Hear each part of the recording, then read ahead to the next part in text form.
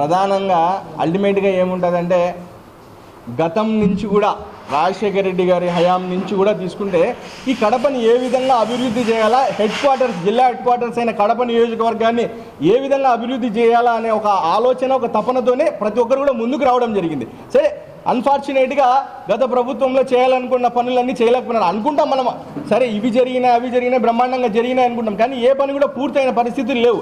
ఖచ్చితంగా ఈరోజు మేము మమ్మల్ని పాలిట్ బ్యూరో సభ్యులు శ్రీనివాస్ రెడ్డి గారు కానీ, మన ఎమ్మెల్యే మాధవిరెడ్డి గారు కానీ మమ్మల్ని కార్పొరేటర్ అయిన మమ్మల్ని తీసుకెళ్ళి సచివాలయంలో కూర్చోబెట్టి సీఎం గారితో దాదాపుగా అర్ధగంట సేపు సమావేశాన్ని కూర్చోబెట్టినారు మమ్మల్ని. పూర్తి స్థాయిలో అక్కడ ఒకటే చర్చ, సార్ మీ సారథ్యంలో కడప నియోజకవర్గానికి నిధులు ఇవ్వండి, మేమందరం కూడా మీతో కలిసి పనిచేయడానికి సిద్ధంగా ఉన్నాం అని చెప్పి ఆ రోజు జరగడం జరిగింది. దానికి పూర్తి స్థాయిలో సీఎం గారు హామీ ఇవ్వడం జరిగింది. మీ కడప అభివృద్ధి నా బాధ్యత, నేను మాట ఇస్తున్నా, నేను ఇస్తా అని చెప్పడం జరిగింది.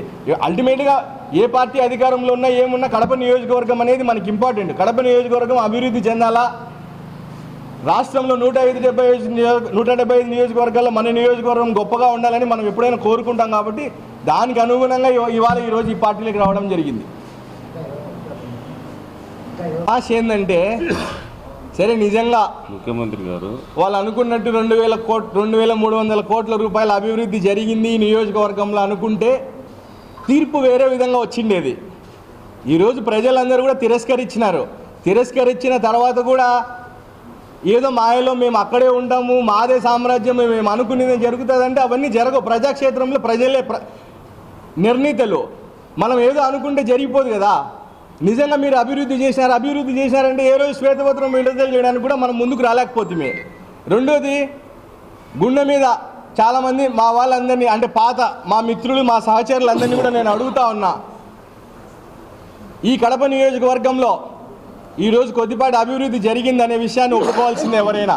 అయితే ఈ అభివృద్ధిలో ఒక విజయవాడ నుంచి ఒక సూపర్ పోలీస్ వచ్చినాడు, ఒక టాస్క్ తీసుకొని వచ్చినాడు, ఈ రోడ్లు వైండింగ్ చేయాలా, లేకుంటే ఈ పార్కు కట్టాలి, లేకుంటే ఒక అజెండాతో ఒక సూపర్ పోలీస్ వచ్చినాడు. ఆ సూపర్ పోలీస్ వచ్చినాడు, ఎవరిని భాగస్వామ్యం, ఈరోజు ఎవరైనా గుండె మీద చేసుకొని చెప్పమను, ఈ అభివృద్ధిలో మా భాగస్వామ్యం ఉంది, ఈ కార్పొరేటర్ నా భాగస్వామ్యం ఉంది, నేను కాబట్టి ఇది చేపించినా అని ఎవరు చెప్పమని చూద్దాం. మరి సరే, ఇవన్నీ డిబేట్కి పోతే చాలా మాట్లాడాల్సింది వస్తుంది. ఆ సందర్భం కాదు. కాబట్టి వాళ్ళు మాట్లాడే నైతిక విలువలు, వాళ్ళు మాట్లాడే తల్లి రొమ్ము పాలు తాగి రొమ్ము గుద్దడము, ఇవన్నీ పెద్ద పెద్ద మాటలు మాట్లాడుతున్నారు. మీ దగ్గర ఉన్నారు చాలామంది అలాంటి వాళ్ళు.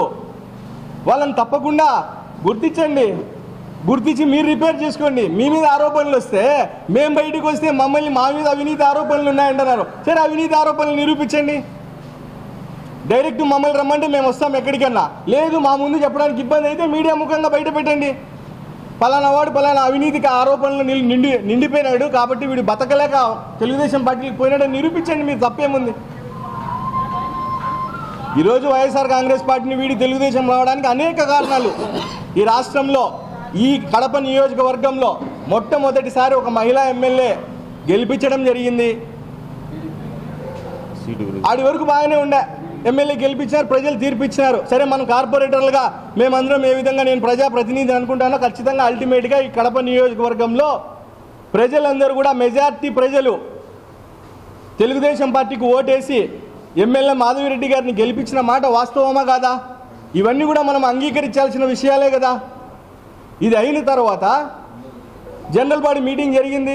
జనరల్ బాడీ మీటింగ్ జరిగితే ఫస్ట్ మీటింగ్లో బ్రహ్మాండంగా పైన చైర్లేస్తారు. ఆ రోజు బ్రహ్మాండంగా మీటింగ్ జరిగింది. ఆ మీటింగ్లో ఎక్కడ అపశృతులు చోటు చేసుకోవాలి, ప్రతి ఒక్క కార్పొరేటర్ లేచినారు. మళ్ళీ మీరు భవిష్యత్తులో ఎమ్మెల్యే కావాలా, భవిష్యత్తులో మీరు మంత్రి కావాలా, బ్రహ్మాండంగా మాట్లాడినారు స్వేచ్ఛగా. రెండో మీటింగ్కి వచ్చేసరికి సీన్ రివర్సు. అదేమంటే, మాకు విచక్షణాధికారాలు ఉన్నాయి, మాకు విచక్షణాధికారం ఉంది కాబట్టి మేము చేయలేము అంటే కక్ష సాధిస్తాం అని మీరు డైరెక్ట్గా చెప్తున్నారు కదా. ఒక మహిళను అవమానిస్తాం, మా దగ్గర అధికారం ఉంది కాబట్టి మేము కక్ష సాధిస్తాం, నాకు అధికారం ఉంది కాబట్టి నేను కింద కూర్చోబెట్టినా అని మీరు చెప్పకనే చెప్తా ఉన్నారా? మీరు చేస్తే మాత్రం కరెక్టు. చెయ్యని పనులు ఎమ్మెల్యేకి అపాదిస్తూ మమ్మల్ని ఇది చేసిండ్రు, మా మీద ఏదో రాజకీయంగా మమ్మల్ని ఇబ్బంది పెట్టినారంటే, మీకున్న విచక్షణాధికారాలు మీరు ఉపయోగించి మీరు అవమానించినప్పుడు ఖచ్చితంగా ఆటోమేటిక్గా ఎదుటి వాళ్ళు కూడా ఉపయోగించే ప్రయత్నం చేస్తారు కదా. మరి దీన్ని ఎందుకు అంటే ఈ రాజకీయాలను ఏ విధంగా ముందుకు తీసుకుపోవాలనుకుంటారు ఈ నియోజకవర్గంలో? ఒక ప్రశాంతమైన వాతావరణంలో మనం రాజకీయాలు నడపాలనుకుంటున్నామా? లేదు, నాకు అవకాశం ఉంది, నాకు విచక్షణాధికారం ఉంది, మేము తప్పకుండా మేము కక్షనే సాధిస్తాం, మేము కుర్చీ వేయము, మేము అవమానిస్తాము, మీరు పడండి అంటున్నారు. ఇది ఎంతవరకు కరెక్ట్ అనేది మీరందరూ కూడా మనసాక్షి, చాలామంది మహిళలు ఉన్నారు అక్కడ, తప్పకుండా వాళ్ళందరూ కూడా మనసాక్షి మీద చేసుకొని ఆలోచిస్తే వీటికి ఆన్సర్ అక్కడే దొరుకుతుందని చెప్పి నా అభిప్రాయం.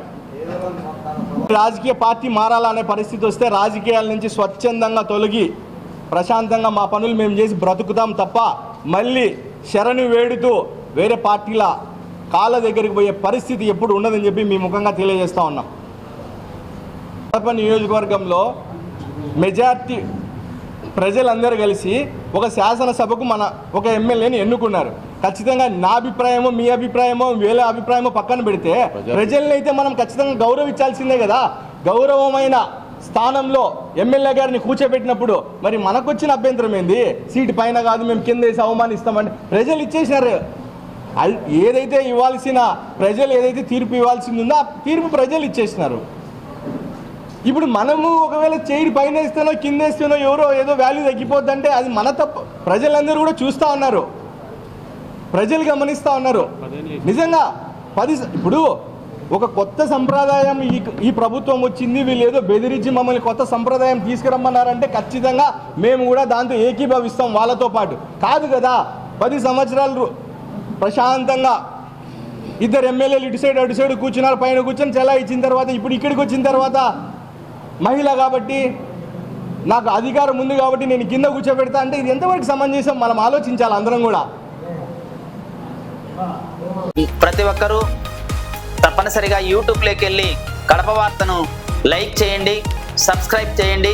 ఇట్లు మీ జి రమణయ్య, ఎడిటర్, కడప వార్త.